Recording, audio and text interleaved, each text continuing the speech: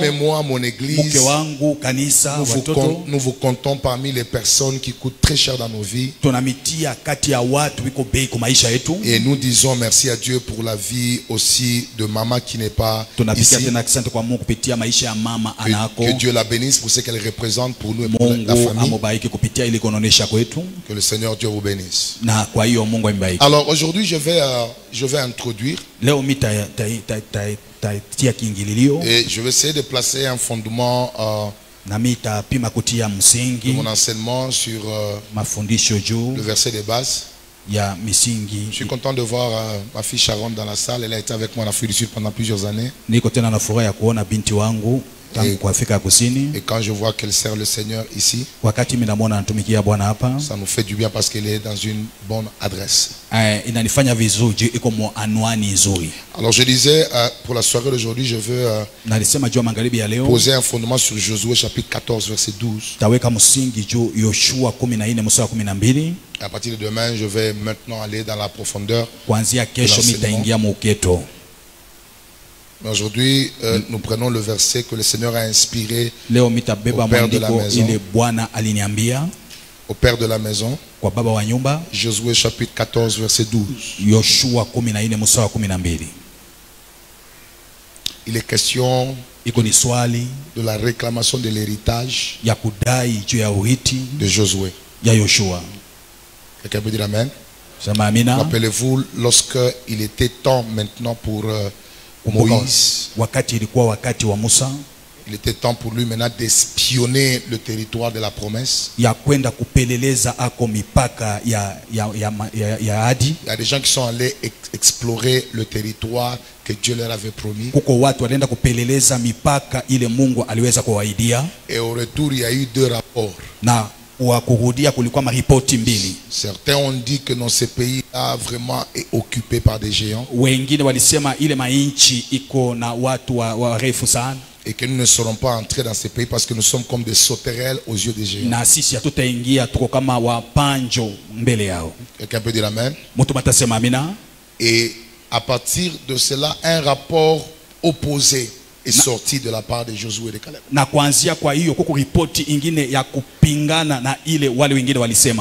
Et vont dire que nous nous emparerons de cette nation. Et nous y serons maîtres. Et à partir de là, une promesse de la part de Dieu est venue encourager leur sens de foi et de courage et de confiance en l'Éternel. Et Dieu va lui promettre l'héritage d'un territoire dans la terre promise. Et c'est pour ça que plusieurs années après, il va maintenant réclamer cela. Caleb en disant, maintenant il est temps que vous puissiez me donner la montagne dont l'Éternel avait parlé. Quelqu'un peut dire après moi maintenant, donne-moi donc cette montagne dont l'Éternel a parlé ce jour-là. Car tu as appris alors qu'il s'y trouve des Anakim. Et qu'il y a des villes grandes et fortifiées. L'Éternel sera peut-être avec moi. Et je les chasserai comme l'Éternel a dit. Est-ce qu'on peut acclamer très fort pour la parole? Je veux que tu acclames très fort pour la parole de l'Éternel.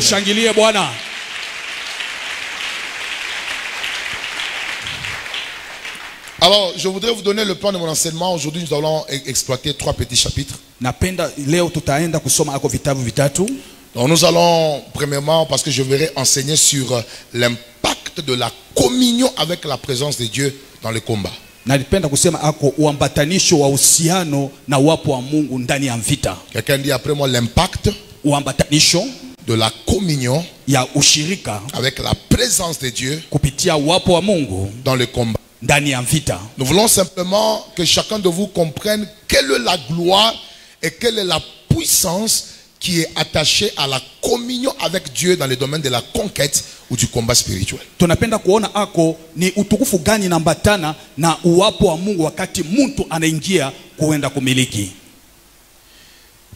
J'étais en train de dire au pasteur Samson que le chant qu'il a demandé résumait presque l'enseignement de ce soir.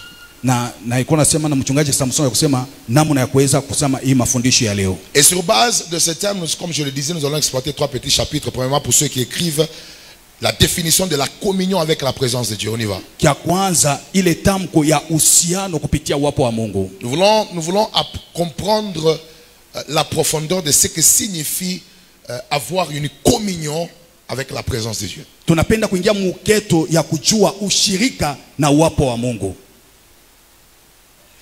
C'est un peu ce que nous allons essayer de voir, mais écoutez, nous allons aussi après cela faire 4 remarques sur Caleb et la présence de Dieu.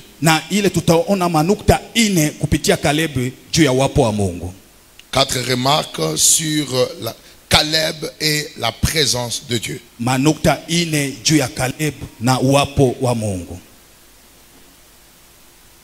Et finalement, on terminera par l'impact de la communion avec la présence de Dieu dans les combats.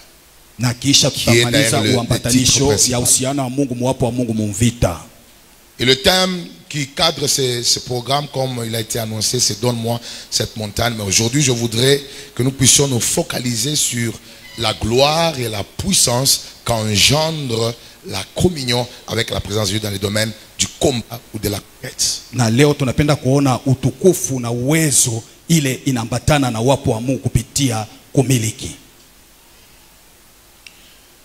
Alors, je voudrais qu'on me remette, merci pour le texte, je voudrais que nous puissions remarquer quelque chose avant que je ne commence à définir c'est quoi la communion. Pendant que je méditais sur ces versets, je me suis rendu compte qu'il y a un nom qui semble être répété 3 fois plus que autre chose. J'aime comment ça se présente. Donne-moi cette montagne dont l'Éternel, quelqu'un dit après moi, dont l'Éternel a parlé en ce temps-là, car tu as appris alors qu'il se trouve des Anakim et qu'il y a des villes grandes et fortifiées. L'Éternel sera peut-être, quelqu'un dit après moi, 2. L'Éternel sera peut-être avec moi et je les chasserai comme l'Éternel a dit. Combien? 3. Ce qui m'intéresse, c'est de voir que dans ce texte, le nom de l'Éternel semble primer et avoir la prédominance dans la composition de la prière que Josué est en train de faire, de la requête qu'il est en train de faire. Et ceci nous montre que il connaissait la valeur de la présence de Dieu et qu'il savait, tout en ayant l'héritage, tout en ayant des batailles, la chose la plus importante, c'était l'Éternel, l'Éternel, l'Éternel. Et c'est pourquoi nous ne pouvons pas aborder n'importe quelle partie de ces versets sans que nous puissions nous focaliser sur la présence de l'Éternel qui semble prendre le contrôle de ces versets.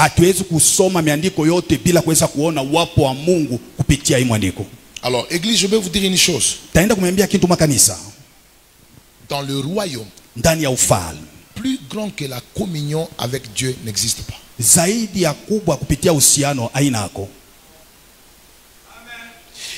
Vous devez savoir que la communion avec la présence de Dieu est le fondement de toute vie extraordinaire et surnaturelle.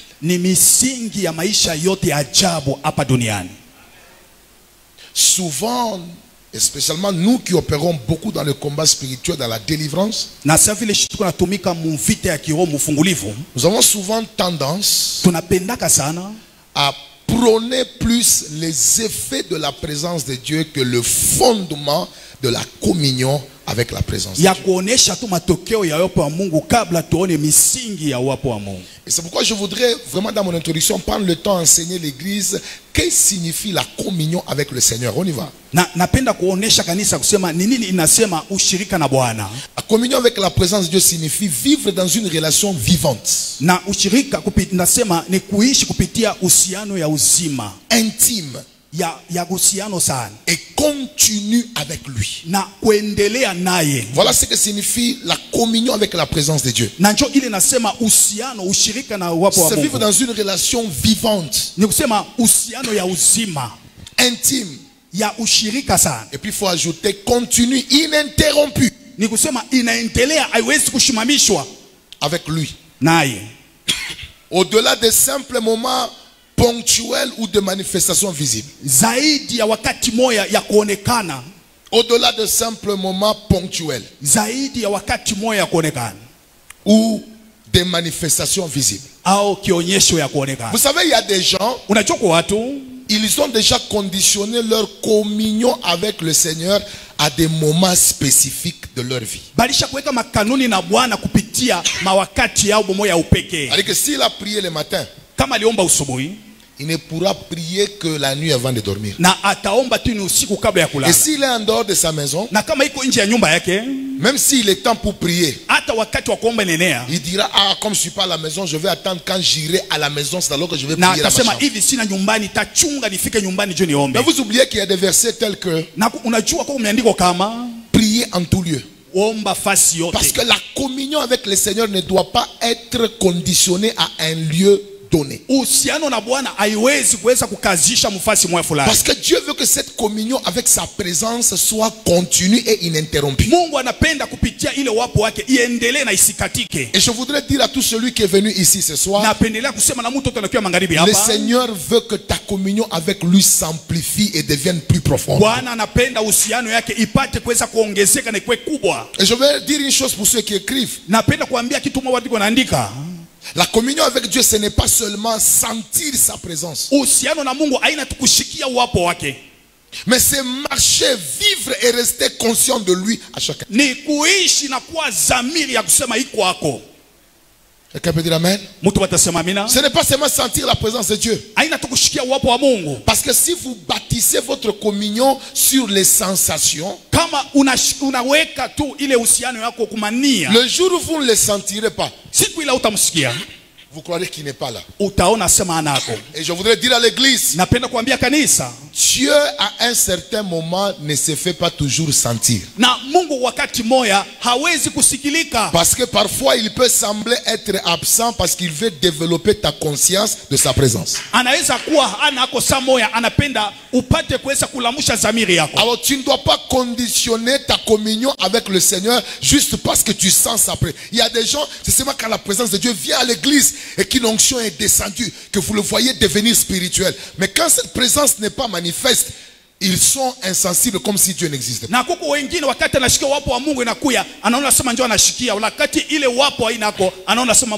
Je voudrais dire à quelqu'un, ce qui a fait la force de David quand il traversait la vallée de l'homme de la mort, ce n'était pas la sensation de la présence de Dieu, c'était la conscience que Dieu était avec lui. Donc même si je passe dans un milieu hostile, ce qui est plus important n'est pas ce que je sens. Ce qui est important, c'est que je crois que Dieu est avec moi. Et votre communion avec le Seigneur doit grandir jusqu'à devenir ininterrompue. Même pendant que je te parle, tu peux dire au Saint-Esprit merci.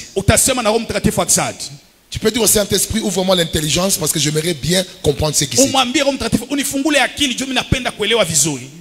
Et vous savez, la plus grande bénédiction que Dieu nous a donnée, nous de la nouvelle alliance, l'alliance de la grâce, c'est que Dieu a fait que sa présence devienne portative. Nous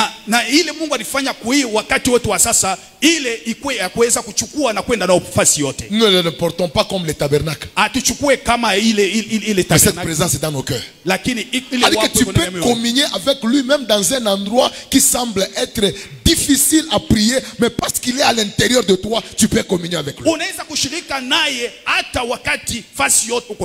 Donne-moi un bon amen, je vais parler. Alors, je voudrais un peu expliquer ce que implique la communion avec la présence de Dieu. Ce que cela implique ou ce que cela suppose au-delà de ce que je viens de dire. Pour ceux qui ont écrit, je veux juste insister que ce que implique la communion avec Dieu, c'est la conscience continue de Dieu, premièrement. Être conscient que Dieu est là même sans signe visible. Vivre dans la crainte respectueuse même lorsqu'il n'est pas manifesté.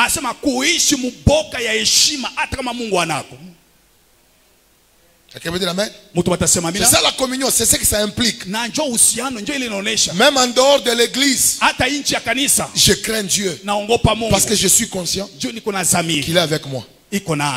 Je ne le fais pas en présence des gens pour le prouver que je crains le Seigneur. Je ne suis plus dans la dimension de craindre Dieu pour prouver les hommes. Je suis dans la dimension où je suis conscient que je dois être en communion avec lui. Et c'est pourquoi je le crains.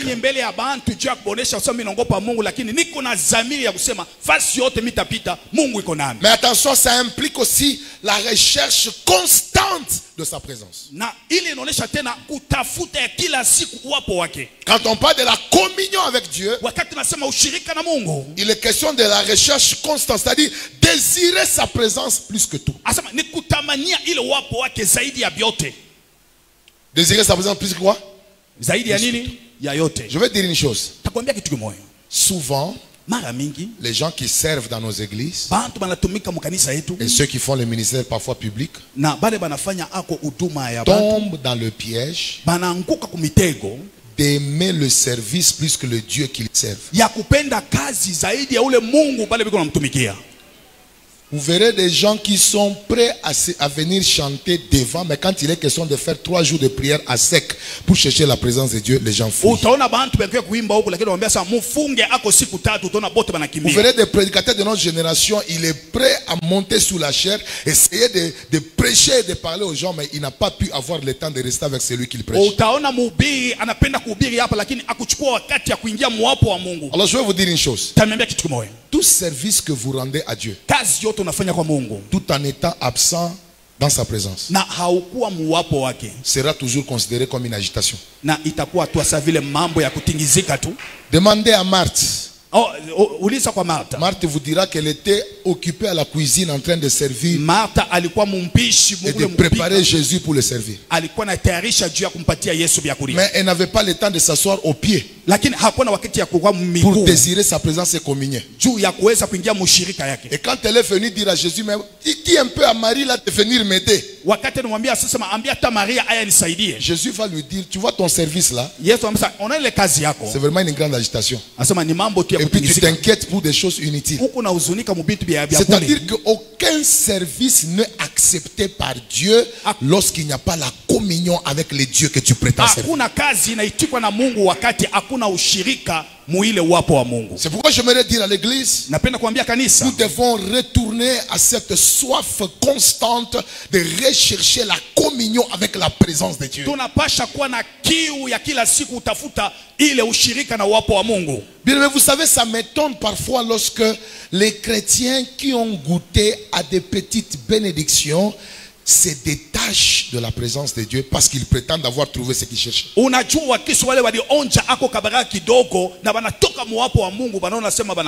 vous savez, un homme comme David, dans Psaume 27, il peut faire une prière telle que: une seule chose que je désire ardemment, que je demande à l'Éternel, c'est que je voudrais habiter tout le jour de ma vie dans la maison de l'Éternel. Je me pose la question, qui est David? David est roi. Qui est David? David est riche, un millionnaire. Qui est David? L'homme influent qui vit dans un palais royal incomparable sur la terre à l'époque. Mais il est en train de soupirer quitter le palais royal dans lequel les enfants de Dieu veulent entrer pour rester dans la maison de l'Éternel tous les jours de sa vie. C'est quelqu'un qui a compris que toutes les bénédictions que tu as, tout en étant séparé de la source, perdent leur valeur. Perdent leur valeur. Tout ce que Dieu te donne garde sa valeur lorsque tu es attaché à lui. Parce que le grand problème, c'est que les ressources ne sont ressourcés que lorsque vous restez attaché à la source.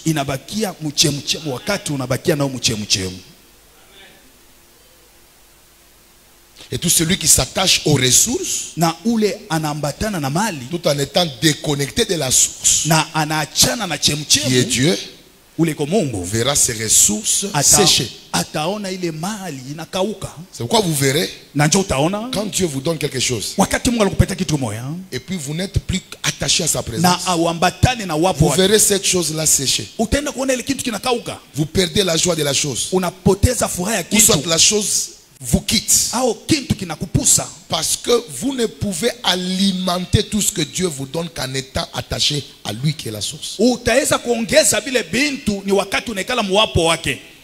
Je prie que Dieu répande parmi nous une grande soif de sa présence. Prier et adorer Dieu, pas seulement pour recevoir, mais pour le connaître et communier avec lui. Vous savez, il y a des gens qui, quand ils entrent en prière, c'est toujours demander. Mais vous devez savoir que la prière n'est pas conçue seulement pour demander. La prière est conçue aussi comme un moyen de communion avec Dieu.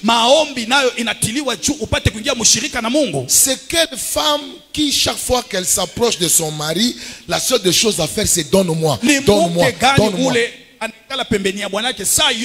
il n'y a pas de jour où tu t'approches de lui juste pour passer du temps avec lui, pour l'apprécier, pour lui dire combien beau il est, pour lui dire combien aimant il est. C'est-à-dire que la relation risque d'être superficielle lorsqu'elle ne dépend que de ce qu'on te donne. Alors dis à un voisin, dis-moi combien de temps tu passes dans l'adoration personnelle. Je te dirai combien profond est ta communion avec Dieu.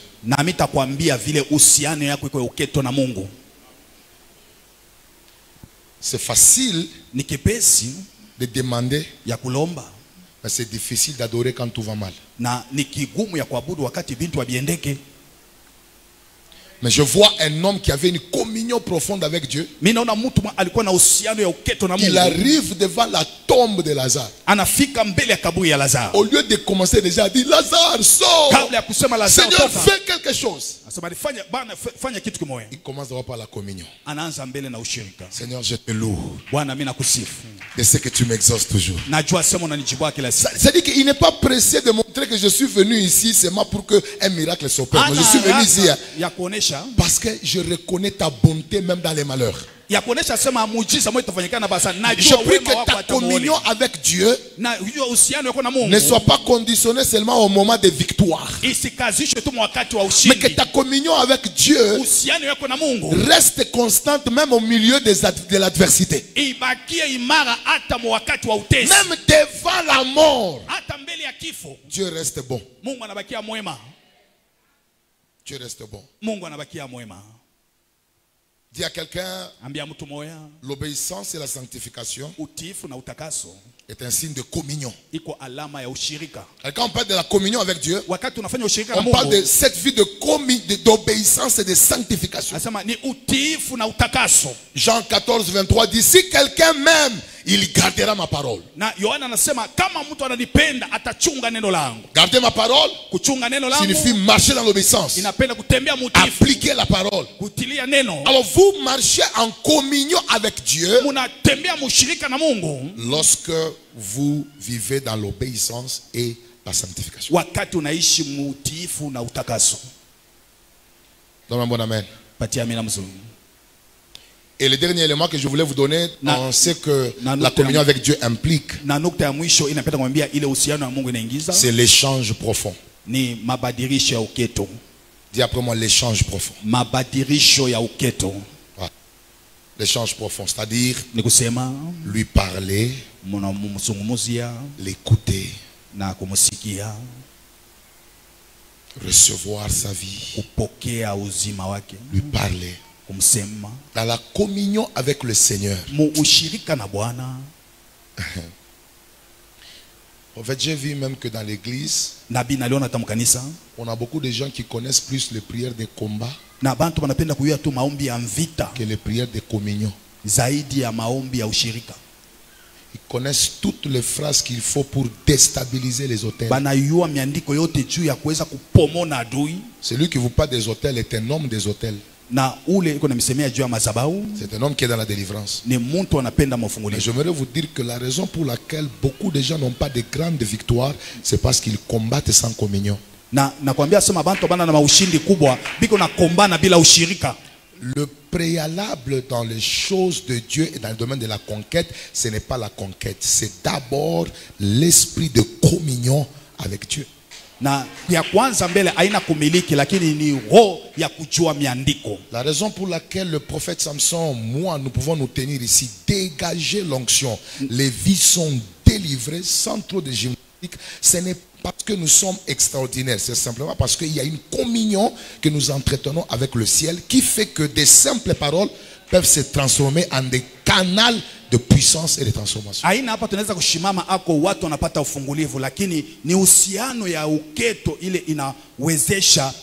culte peut être transformé en une réunion de puissance maintenant.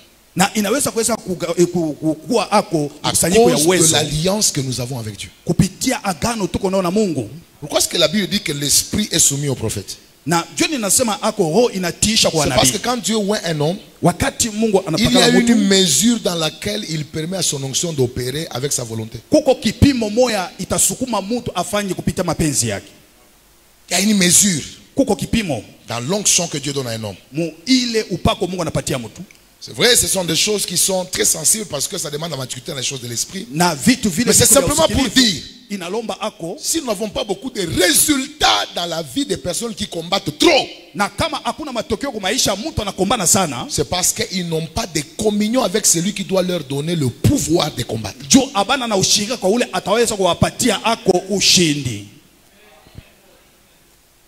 Alors vous devez apprendre à passer des moments de qualité avec Dieu où vous lui parlez. Vous lui parlez.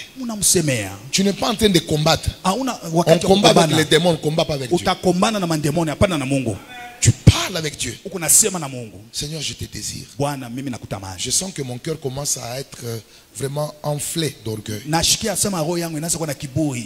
Détruis ça. Impose-toi à moi. Je vais grandir dans la compréhension des choses de l'esprit. Je suis très superficiel. Parfois mon pasteur prêche, je ne comprends pas ce qu'il dit. Ouvre mes oreilles. Je vais t'écouter. Je vais t'écouter. Je vais te connaître. Ça, ce n'est pas le combat. C'est la communion avec le Seigneur. Et lorsque tu développes la communion, c'est terrible quand tu es dans les combats. C'est terrible quand tu es dans le combat. Alors je vais vous partager 4 remarques rapidement sur Caleb et la présence de Dieu. Remettez-moi mon verset de base. Est-ce qu'on peut acclamer d'abord pour le Seigneur? Quelqu'un peut lire après moi? On y va. 4. Donne-moi donc cette montagne dont l'Éternel a fait quoi? A parlé dans ces temps-là. Car tu as appris alors qu'il s'y trouve des Anakim et qu'il y a des villes grandes fortifiées. L'Éternel sera peut-être avec moi et je les chasserai comme l'Éternel a dit. La première remarque que je voudrais vous accorder, c'est que Caleb ne comptait pas sur sa force pour vaincre les géants, mais sur la présence de Dieu. Caleb ne comptait pas sur sa propre force pour vaincre les géants, mais sur la présence de Dieu. C'est pourquoi il dit, peut-être que l'Éternel sera avec moi et je les chasserai. Il n'a jamais dit que je les chasserai. Il a dit l'Éternel sera avec moi. Il a dit que sa confiance était dans la présence de Dieu et non dans sa force. Je voudrais dire à tout celui qui m'écoute, notre force est limitée face aux batailles spirituelles. spirituelle et territoriale. Mais la présence de Dieu est illimitée en puissance. Je déclare que ta force est illimitée. Il y a des géants dans ta famille que toi tu ne peux pas vaincre. Il y a des puissances territoriales que toi tu ne peux pas vaincre. Tes diplômes ne peuvent pas t'accorder la victoire. Ta beauté ne peut pas te donner la victoire sur le combat du mariage. Mais je connais une chose qui est capable de nous accorder la victoire. C'est la présence de Dieu. Et je viens déclarer aujourd'hui, nous n'allons pas compter cette semaine sur nos forces. Nous allons compter sur la présence de Dieu. Et je suis en train de parler à un homme. Ceux-ci s'appuient sur leurs chars et ceux-là sur leurs chevaux. Mais nous invoquons le nom de l'Éternel. Tu viens contre moi avec la lance et les javelots. Mais moi je viens contre toi au nom de l'Éternel. Quand je marche dans la vallée de l'ombre de la mort, je ne crains aucun mal, car je sais que tu es avec moi. Bien aimé, je voudrais dire à l'église, ce sont les personnes vulnérables devant Dieu qui sont puissantes devant Satan. On ne vient pas devant Dieu avec la force. On vient devant Dieu avec la faiblesse. Seigneur, moi je ne peux pas. Ce combat est trop grand. Je ne compte pas sur toi. Je ne compte pas sur moi. Mais je compte sur toi. Maudit soit l'homme qui se confie dans l'homme. Mais celui qui se confie à l'Éternel, il renouvelle. Oh, je voudrais dire à quelqu'un, Dieu va amplifier ta force. Dieu va élever ta force. Mais tout commence par la confiance en sa présence.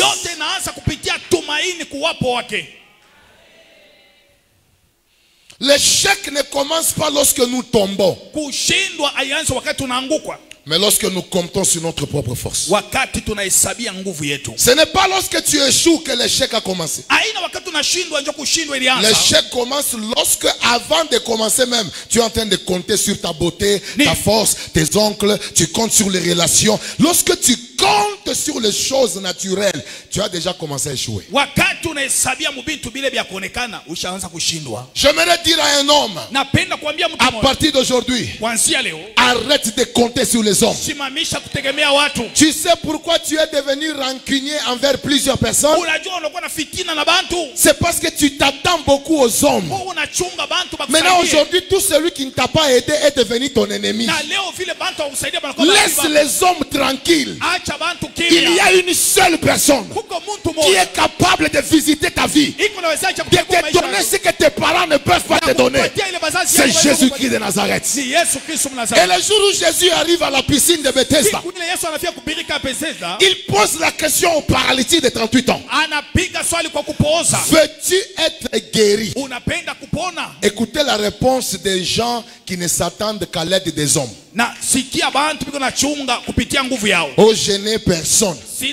Est-ce que Dieu t'a demandé pour savoir si tu as quelqu'un? Lui t'a demandé, veux-tu être quoi? Guéri. Maintenant, comme tu ne t'attends pas à Dieu, tu vas accuser les gens qui sont absents. Parfois, nous accusons les gens parce qu'on s'attendait à eux. Mais si tu comptes sur le Seigneur, même si les gens ne te visitent pas, Dieu a la capacité d'une manière miraculeuse d'utiliser de voies et moyens pour t'accorder la victoire. Alors je lève ma main sous l'onction apostolique et je déclare, avant qu'on arrive vendredi, le Dieu qui m'a mandaté, sur qui nous comptons ce soir, va t'accorder la victoire. Il va t'accorder la grâce. Si tu me dis 3 fois amen, je prêche. Dis après moi, la présence de Dieu La présence de Dieu est la plus grande garantie de victoire dans le combat de ma vie. Ah, je veux que tu le dises à un voisin. La présence de Dieu est la plus grande garantie de victoire dans le combat de la destinée. Je viens confesser aujourd'hui, même si tu n'as pas de parents, Dieu est ton père. Même si tu n'as pas d'amis, Dieu est ton ami. Même si tu n'as pas de moyens, l'or et l'argent lui appartiennent. Et parfois, quand Dieu veut t'enseigner la confiance en lui, il peut endurcir le cœur de personnes qui doivent t'aider sur qui tu comptes. C'est pourquoi vous voyez, Agar avait une destinée. Ismaël avait une destinée. Mais Agar avait mis toute sa confiance en Abraham. C'est comme ça qu'après avoir aidé Abraham pour avoir Ismaël, Dieu a autorisé à Abraham de chasser Agar, mais juste avec un petit pain et un peu d'eau. Et c'est Sarah qui a demandé, et Dieu a approuvé. Maintenant, quand Agar se retrouve au désert, là où il n'y avait personne, c'est maintenant que la femme a commencé à crier, parce que Dieu permet parfois l'absence des hommes pour nous accorder la capacité de remarquer sa présence. Parce que quand on est toujours entouré des hommes, on ne place pas la confiance totale en Dieu. Alors Dieu peut permettre que même l'homme qui a toujours pitié de toi devienne insensible aussi parfois. Mais j'ai une bonne nouvelle. Un homme qui a Dieu, même lorsqu'il traverse par le moment difficile, Dieu va prouver au monde, même si je ne le délivre pas des problèmes, les problèmes ne le tueront pas. C'est pourquoi quand vous entendez le verset qui parle de problèmes ou de difficultés, des difficultés dans lesquelles Dieu est présent, vous allez vous rendre compte que Dieu n'enlève jamais les difficultés. Il laisse parfois certaines difficultés, mais il fait en sorte que sa présence étouffe le côté nuisible des problèmes. C'est pourquoi il dit, lorsque tu traverseras les eaux, il n'enlève pas les eaux. Il dit les eaux ne vont pas te submerger, parce que moi, je suis avec toi. Et même quand tu entreras dans le feu ne te brûlera pas, car moi, je serai avec toi. J'aimerais dire à quelqu'un, aussi longtemps que tu comptes sur Dieu, quel que soit le niveau de bataille que tu as, la présence de Dieu va se manifester. Donne-moi un bon amen, je vais parler. Quelqu'un dit après moi deux. Caleb avait une connaissance claire et profonde de la présence de Dieu. Il avait une connaissance profonde de la présence de Dieu et de sa puissance dans la conquête. Quelqu'un peut dire après moi, Caleb avait une connaissance claire et profonde de la présence de Dieu et de sa puissance dans la conquête. C'est pourquoi vous allez voir, il dit, donne-moi cette montagne dont l'Éternel a parlé dans ce temps-là, car tu as appris alors qu'il s'y trouve des Anakim et qu'il y a des villes grandes et fortifiées. L'Éternel sera peut-être avec moi et je les chasserai. Amen. Il dit, l'Éternel sera avec moi et je ferai quoi? Comment il fait précéder sa capacité à chasser les ennemis par la présence de Dieu? C'est parce que il avait une révélation de de ce que la présence de Dieu était capable de faire. Prophète, j'ai compris qu'il y a un problème dans notre génération. Les gens connaissent beaucoup les choses de Dieu sans connaître les dieux des choses. Les gens connaissent le prophétique. Les gens connaissent le combat. Mais ils ne veulent pas connaître les dieux du combat. Les gens expérimentent la puissance. Mais ils ne connaissent pas les dieux de puissance. Est-ce que savez-vous que vous pouvez expérimenter les choses de Dieu sans connaître les dieux des choses? Quelqu'un va me dire, mais comment ça? Rappelez-vous le jour où le centenier vient plaider pour la guérison de son serviteur. Jésus n'est jamais allé vers le serviteur malade. Jésus a envoyé la parole et le centenier a expérimenté la puissance. Mais ce qui m'étonne, c'est de voir que le serviteur du centenier ne connaissait pas celui qui avait envoyé la puissance. Il n'avait pas une relation avec lui. Il n'avait pas une communion avec lui. Mais il a au moins expérimenté sa puissance. Beaucoup de gens à l'église expérimentent les choses de Dieu. Quand on prie, ils peuvent sentir la présence de Dieu. Mais ils ne connaissent pas les dieux qu'ils ont sentis. Aux noces de Cana, quand Jésus a produit le vin, quand ils ont goûté le vin, ils ont aimé le vin. Le vin était supérieur, mais ils n'ont pas su celui qui l'a fait. Et puis ce n'est même pas le couple ni l'ordonnateur qui est allé parler ou qui avait une communion avec Jésus. C'est Marie qui a parlé et ont goûté le fruit de la communion de quelqu'un d'autre. Parfois nous goûtons les résultats des hommes qui ont une communion avec Dieu sans être en communion avec les dieux de ces résultats.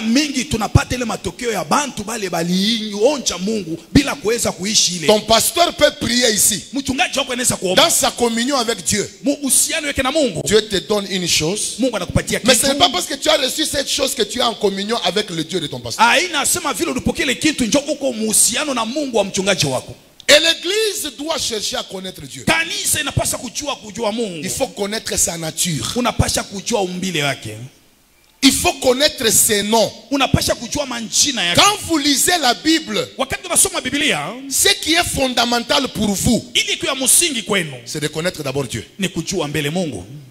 Et comment vous connaissez Dieu? Étudiez ses noms.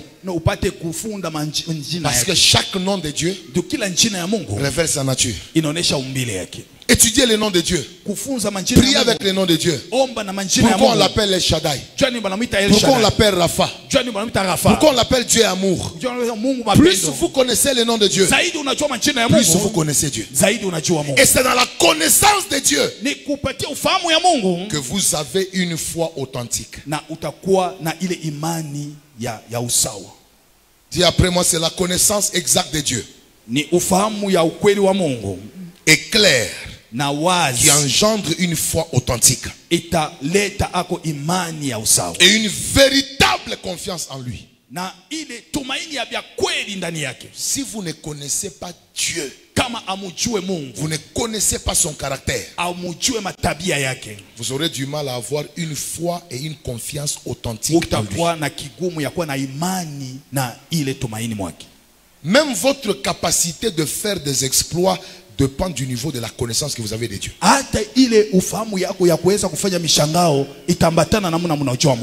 Daniel 11:32. Mais le peuple qui connaît son Dieu agira avec fermeté. Église, la vie éternelle, ce n'est pas simplement le fait de vivre sans mourir.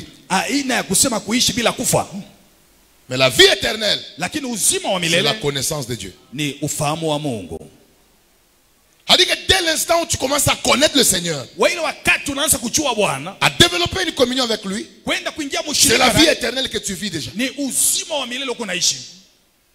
Jean 17, verset 3. Or, la vie éternelle, c'est qu'ils te connaissent, toi, le seul vrai Dieu, est celui que tu as envoyé, Jésus. Uzima wa milele ni kujua ule unajua Mungu na ule ulimutuma. Je ne saurais pas vous donner tous les moyens par lesquels vous connaissez Dieu, mais je vous en donne deux. Siwezi kumitayama njia yote ya kujua Mungu, lakini nipatia mbili. Un, kia kwanza, étudier les noms de Dieu dans la Bible. Kujua kufunza majina ya Mungu ndani ya Biblia. Amen. Ya. Dieu est quoi? Fidèle, n'est-ce pas? Mungu iko ajoutez encore, Dieu est quoi? Mungu iko nani? Mapendo. Dieu est quoi? Mungu iko nani? Riche en quoi? Tajiri munini? En bonté. Muwema. Là en colère est riche en quoi? En bonté. Il est fidèle, n'est-ce pas? Il est El Shaddai, n'est-ce pas? Alors chaque identité de Dieu regorge une facette de sa présence. Maintenant c'est dans la connaissance de ces facettes de Dieu que votre foi en lui est bâtie. Si Caleb dit que l'Éternel, quand il sera avec moi, je vais les chasser, c'est parce qu'il connaissait les dieux guerriers, il connaissait les dieux de délivrance lorsqu'il marchait avec son père Moïse. Si tu ne connais pas Dieu, tu auras du mal à utiliser même l'autorité que Dieu t'a donnée. Quelqu'un peut dire amen? On connaît Dieu aussi par l'esprit de lecture et de méditation de la parole de Dieu et des enseignements qu'on vous donne à l'église.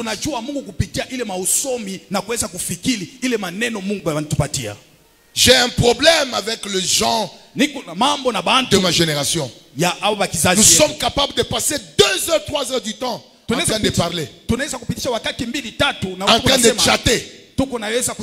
Mais nous avons du mal à passer 3 heures, 4 du temps en train d'étudier les enseignements que notre pasteur nous a donnés. Ma prière, que Dieu ramène dans l'église la soif de l'école biblique, la soif de l'étude de la parole de Dieu. Je prie qu'à partir de maintenant, que ton cœur devienne un sanctuaire de la méditation. Que Dieu te donne la grâce à partir de maintenant d'aimer la méditation, d'aimer la parole, parce qu'en étudiant la parole tu connaîtras Dieu, et quand tu connais Dieu, cela devient le fondement d'une foi authentique dans le combat. Donc un bon amen, je parle et je voudrais clôturer par celui-ci. Bien aimé, regardez, c'est ce qui a béni ma vie.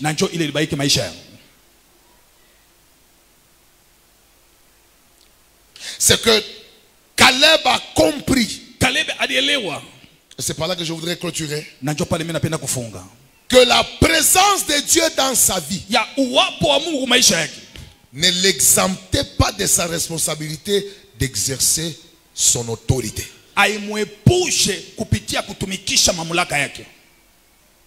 Ou de combattre. Il a compris que la présence de Dieu dans sa vie ne l'épargnait pas de sa responsabilité de chasser les géants. Et maintenant, le Seigneur, regardez Josué 14-12. Donne-moi cette montagne dont l'Éternel a parlé dans ce temps-là. Car tu as appris alors qu'il s'y trouve des Anakim et qu'il y a des villes grandes fortifiées. L'Éternel sera peut-être avec moi. Il n'a pas dit parce que l'Éternel est avec moi, donc moi je vais croiser les bras. Je ne vais rien faire jusqu'à ce que lui-même va agir. Il a compris que la présence de Dieu est une chose et c'est la garantie de victoire. Mais cela ne m'épargne pas de prendre aussi la responsabilité d'utiliser l'autorité que Dieu m'a donnée pour combattre et pour attaquer. J'aimerais dire à quelqu'un, Dieu est là et toi tu dois aussi agir. Dieu est là, mais toi aussi tu dois parler. Il y a des circonstances dans lesquelles Dieu peut agir avant même que tu ne parles. Mais il y a aussi des circonstances dans lesquelles Dieu t'attend Il est avec toi, mais il veut voir si tu es conscient de l'autorité que sa présence t'accorde. Celui qui me donne un bon amen, je déclare aujourd'hui, s'il y a des batailles avec Dieu, nous allons les renverser. S'il y a des maladies avec Dieu, nous allons les renverser. Il y a un voisin, Dieu a sa part, mais toi aussi tu as ta part. Il a dit à quelqu'un, ta part c'est de chasser, ta part c'est de chasser. Je déclare aujourd'hui, toute chose qui a occupé ton espace illégalement mérite d'être chassée. Et je déclare dans la soirée d'aujourd'hui, la maladie n'a pas le droit d'être chez toi. La sorcellerie n'a pas le droit d'être chez toi. Et c'est pourquoi Jésus a dit, voici le miracle qui accompagneront ceux qui auront cru. Au lieu qu'ils mettent la guérison en première position, au lieu qu'ils mettent la parole en première position, il dit à mon nom, ils chasseront les démons. C'est parce que quand Dieu est avec toi, il te donne aussi le mandat de chasser ce qui n'est pas de lui. Alors avant que je ne dépose ce micro, toute chose qui n'est pas de Dieu doit libérer ton territoire. Et je proclame ce soir, l'esprit qu'on a envoyé devant ta porte, ce soir il va fuir. Les maladies qu'on a envoyées dans ton sang, ce soir ça doit disparaître. Si tu me dis 3 fois amen, je prêche. Si tu me dis un amen élastique, je prêche. Amen. Dis à un voisin, lorsque tu es en communion avec Dieu, il y a 3 choses qui arrivent. Dis après moi 3 choses qui arrivent. La première des choses, dis après moi 1. La première des choses, quand tu es en communion avec Dieu, Dieu va paralyser tes ennemis et les rendre inefficaces sans les tuer. Ah, je dis bien, si tu es en communion avec Dieu, Dieu va paralyser tes ennemis. Il y a des ennemis que Dieu ne tue pas. Quand ton autorité grandit, Dieu peut laisser les sorciers, même dans ta parcelle, mais il les rend incapables de te tuer. C'est pourquoi Daniel, parce qu'il avait une communion avec Dieu, le jour où on l'a jeté dans la fosse au lion, Dieu n'a pas tué les lions. Dieu a paralysé les lions tout en les gardant en vie. Je déclare ce soir, que les sorciers restent là-bas, même s'ils vivent avec toi, la communion avec le Seigneur dans le combat spirituel va les paralyser. Dis après moi fire. Dis après moi fire. Dis à un voisin, Batalanda Kufwa. C'est pourquoi à la tombe, il y avait des gardes qui voulaient empêcher Jésus de ne pas ressusciter. Et quand la présence de Dieu est descendue, Dieu n'a pas tué les gardes. Seulement ils sont devenus comme morts. Dieu les a gardés en vie mais incapables d'empêcher la résurrection. Que certains de tes ennemis ne meurent pas, mais que Dieu les rende inefficaces, incapables d'opérer. La seule des choses qu'ils vont faire, c'est contempler la gloire, c'est contempler la victoire. Tu me donnes un bon amen, ça arrive. J'ai dit tu me donnes un bon amen, ça arrive. Répète après moi, Meshach, Shadrach et Abednego. Quand ils étaient jetés dans le feu, Dieu n'a jamais éteint le feu. Dieu a gardé le feu allumé. Mais à cause de la communion qu'ils avaient avec lui, le feu est allumé mais incapable de le brûler. Je déclare Ce cancer-là ne te tuera pas. Le problème-là ne te tuera pas. Si tu me donnes un bon amen, que la grâce de Dieu localise ta destinée. Je dis que la grâce de Dieu localise ta destinée. Celui qui me donne un bon amen, que Dieu te localise. Que Dieu te visite. Dis après moi fire. Répète après moi deux. Lorsque vous avez une communion avec le Seigneur, qu'est-ce qui va se passer dans le combat? Dieu va amplifier l'impact de chaque acte prophétique que vous faites dans sa présence. Les gens qui ont une communion avec Dieu, quand ils combattent, même des petits cris peuvent faire tomber la muraille. Est-ce qu'il y a quelqu'un dans cette salle qui croit que s'il crie maintenant, une muraille va tomber? Ah, que celui qui crie, que la muraille de la malédiction tombe, que la muraille de la sorcellerie tombe. Écoute-moi, pour faire tomber la muraille, il faut les burins. Il faut utiliser des machines. Il faut des véhicules qui détruisent le muraille. Mais je vois des gens qui font le tour de la muraille, juste en train de crier. Quand tu as Dieu dans le combat, nata mikono tu ya bule, même les mains simples, ni mapi kumencho baloji. Que celui qui acclame, que ses mains retentissent comme des tonnerres dans le camp de l'ennemi. Dis après moi fire. Quelqu'un peut faire 3 pas devant. 1, 2, 3.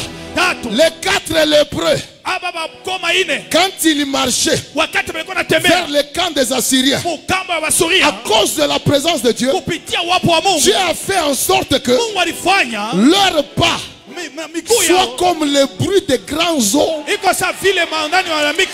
Quelqu'un peut d'abord marcher. Si tu marches, que ta marche crée des bruits dans le camp de tes ennemis.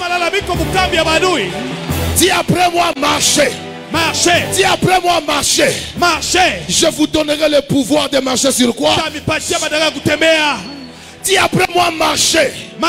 Tout lieu que foulera la plante de ton pied, je ferai quoi? Dis après moi marcher. Lorsque le boîtier de naissance du temple a été guéri, la Bible dit il marchait, il louait et il sautait. Voilà les 3 mouvements de ta vie. Dans cette saison, tu vas marcher, tu vas sauter et tu vas louer. Que le Dieu de grâce t'introduise dans la dimension où les petits gestes que tu fais dans sa présence ont de l'impact dans le monde de l'ennemi. Donne-moi un bon amen, je prêche. Donne-moi un amen plus avancé, je prêche. Pendant que tu dis amen, dis après moi 3. Lorsque vous combattez dans la communion, Dieu peut faire beaucoup en un instant. Dis après moi, quand on combat par la prière, par la louange, en communion avec Dieu, Dieu peut produire beaucoup en un instant. Maintenant nous sommes dans Acte 16. Il y a Paul et Silas qui sont arrêtés en prison. Mais la Bible dit, en étant en prison, ils ont gardé la communion avec Dieu par l'adoration, la louange et la prière. Maintenant comptons le nombre de choses que Dieu fait en un instant. Le fondement de la prison, c'est bras. 2. Il y a tremblement de terre. 3. Les portes de la prison s'ouvrent.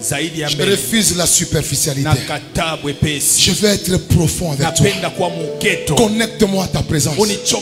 La priorité, ce n'est pas d'abord chasser. La priorité, c'est se reconnecter à la présence de Dieu.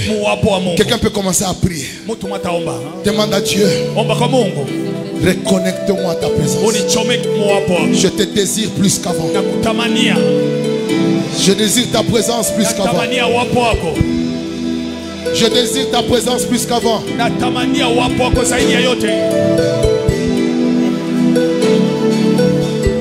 Je désire ta présence plus qu'avant.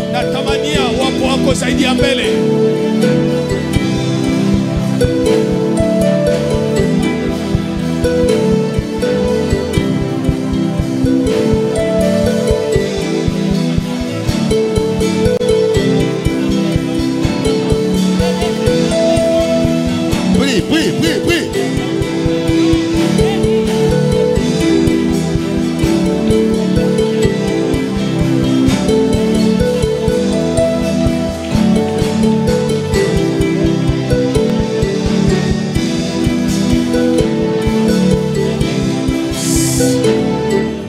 Toute personne qui a senti que Dieu t'a interpellé par rapport à la communion avec sa présence, tu sens que tu n'as pas une communion profonde avec Dieu. Et tu veux que Dieu te fasse grâce. À partir de ce soir, que tu commences à développer dans ta vie personnelle une communion particulière avec le Seigneur. Où tu es là, mais tu sens que tu avais brisé ta communion avec Dieu. Je t'invite ici devant. Avant, je vais prier avec toi juste une minute. Des personnes qui veulent vraiment aller en profondeur avec la communion avec le Seigneur. Je t'invite devant. Et toi qui sens que tu as déjà brisé ta communion avec Dieu, parce que tu ne marches plus bien avec le Seigneur, et tu as senti que pendant que je parlais, Dieu est en train de t'interpeller dans ta communion avec lui. Je vous invite à aller à genoux. Et si tu es parmi nous, tu reconnais que ta vie de prière est plus publique, mais tu n'as pas une intimité avec le Seigneur. Et à partir d'aujourd'hui, tu veux commencer à bâtir l'intimité. Je t'invite aussi devant. Je t'invite devant. Tout le monde ici, nous allons nous repentir. Mais aussi au même moment, tu demandes au Saint-Esprit de te connecter à la présence de Dieu, de créer en toi la soif, de rester attaché encore à sa présence. Commençons à prier, Église. Prions. Prions. Père, c'est la soirée de la restauration de la communion. La restauration de la communion avec toi. Je te prie, Éternel, d'aider tes enfants, d'aider tout celui qui est ici à rentrer dans la communion, dans cette vie ininterrompue de conversation et d'échange, dans cette vie de la crainte de Dieu, dans cette vie de communion et de sanctification, d'obéissance, mais de la soif de ta présence. Quelqu'un est en train de prier. Prie. Alléluia. Amen. Place ta main sur ton cœur. Fais cette prière après moi. Seigneur Jésus. Seigneur Jésus. À partir d'aujourd'hui, je refuse de me servir de toi. Pour avoir tes choses. Sans avoir besoin de toi. Je me répands. Pour avoir été attaché. Seulement à ce que tu donnes. Sans être attaché à toi les donateurs. À partir d'aujourd'hui. Je te prie. D'embraser mon cœur. Avec une soif intense. De ta présence. J'aimerais développer. Une vie intense. De communion. de communion, d'échange, de sanctification, des moments de qualité, avec toi, au nom de Jésus-Christ, au nom de Jésus-Christ. Saint-Esprit, embrase mon cœur, avec le feu, avec la passion, de ta présence. Je te désire plus que tout. Pardonne-moi pour avoir brisé l'alliance, pour avoir brisé la communion. Restaure ma vie. J'ai besoin de conquérir sous l'autorité de ta présence, et non sous ma force. Je te désire, Seigneur. Restez calme, Père. Tu as écouté les cris de nos cœurs. Maintenant que nous avons prié ainsi, Seigneur, je te prie, dans la communion que j'ai avec toi, d'attiser dans le cœur de tout le monde une soif intense de connexion et de contact permanent avec toi. À partir d'aujourd'hui, que la superficialité dans la communion tombe et une profondeur avancée commence. Au nom de Jésus-Christ. Amen. Amen. Acclamons pour le Seigneur. Merci. Alors, bien-aimés, à demain. Invitez des gens. Invitez les amis, les collègues.